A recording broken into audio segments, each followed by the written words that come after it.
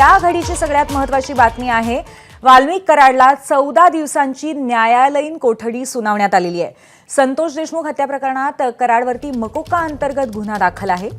VC द्वारे आज वाल्मिक कराडची सुनावणी झाली आणि चौकशी पूर्ण झाल्यामुळे सीआयडीने वाढीव कोठडी मागितली नाही। खंडणी आणि मकोका या दोन्ही गुन्ह्यात कराडला न्यायालयीन कोठडी सुनावण्यात आलेली आहे। न्यायालयीन कोठडी असल्यामुळे जामिनाचा अर्ज आता वाल्मिक कराडच्या वतीने करण्यात येऊ शकतो आणि जामीन वाढण्याची शक्यता त्यामुळे वाढलेली आहे। संतोष देशमुख हत्या प्रकरणाच्या दृष्टीने अतिशय महत्त्वाची अशी अपडेट आहे आत्ताची।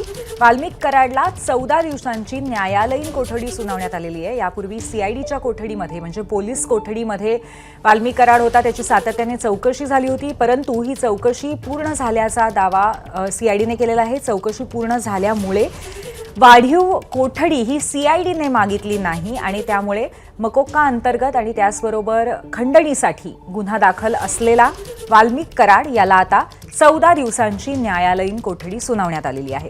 त्यामुळे आता वाल्मिक कराडच्या वतीने जामिनाचा अर्ज होऊ शकतो आणि म्हणूनच त्याला जामीन मिळण्याची शक्यता आहे।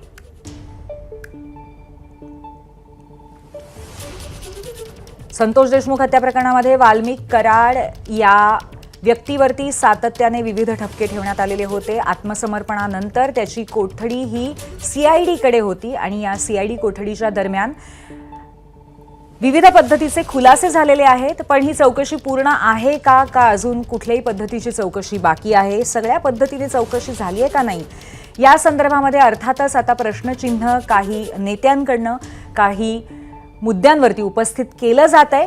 पण तुर्तास बातमी अशी आहे की वाल्मिक कराडला आता सीआयडी कोठडीनंतर न्यायालयीन कोठडी सुनावण्यात आलेली आहे। ती 14 दिवसांची न्यायालयीन कोठडी आहे आणि या न्यायालयीन कोठडीच्या दरम्यान त्याच्या वकिलांकडनं जामिनाचा अर्ज होऊ शकतो। त्यामुळे जामीन अर्जाची आणि त्या निमित्ताने जामीन मिळू शकतो का अशा प्रश्न आता उपस्थित निर्माण झालेला आहे। मात्र मकोका अंतर्गत गुन्हा दाखल असल्यामुळे जामीन मिळणं ही फार सोपी गोष्ट नसते।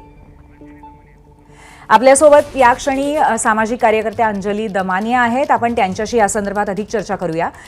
अंजलीजी, वाल्मिक कराडला आता न्यायालयीन कोठडी मिळालेली आहे, त्यामुळे जामिनाचा अर्ज होऊ शकतो त्यांच्याकडनं। अंजलीजी, नाही, मला नाही वाटत मकोकामध्ये त्यांच्यावर आता 6 महिने तरी कुठल्याही प्रकारचा जामीन अर्ज मंजूर होईल। तर आताच्या घटनेला मला फक्त धक्का असा बसलाय की न्यायालयीन कोठडी त्यांना दिलीच कशी गेली। आता काल जो व्हिडिओ आपण सगळ्यांनी बघितला त्याच्यात 29 तारखेला जर विष्णू चाटेच्या ऑफिसमध्ये हे सगळी मंडळी उपस्थित होती तर 29 तारखेला खरं तर हा गुन्हा रजिस्टर व्हायला हवा होता।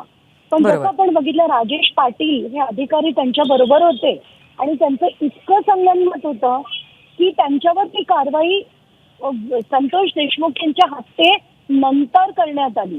तर या सगळ्या गोष्टीच्या खरं तर त्यांचं ग्रिलिंग होणं गरजेचं होतं। आताच्या घटनेला जर त्यांना पोलीस कोठडीमधून न्यायालयीन कोठडी देण्यात आली आहे ही अतिशय धक्कादायक बाब आहे आणि कशी इतक्या पटकन दिली गेली आहे याच्या मागे काय आहे ते मला आता मी रश्मी शुक्ला यांची 12:30 वाजता माझी मीटिंग आहे आणि अनेक अशा गोष्टी धक्कादायक ज्या घडल्या आहेत त्या मी त्यांच्या पुढे मांडणार आहे आणि याच्यात दिशा काय देणार आहात या कारवाईला हे मला त्यांना प्रश्न विचारायचे। धन्यवाद अंजलीताई तुमच्या या सविस्तर प्रतिक्रियेबद्दल। तर प्रश्न उपस्थित केलेला आहे अंजली दमानिया यांनी की गेल्या काही दिवसांमध्ये जी चौकशी झालेली आहे ती पुरेशी आहे का नाही। एबीपी माझा, उघडा डोळे बघा नीट।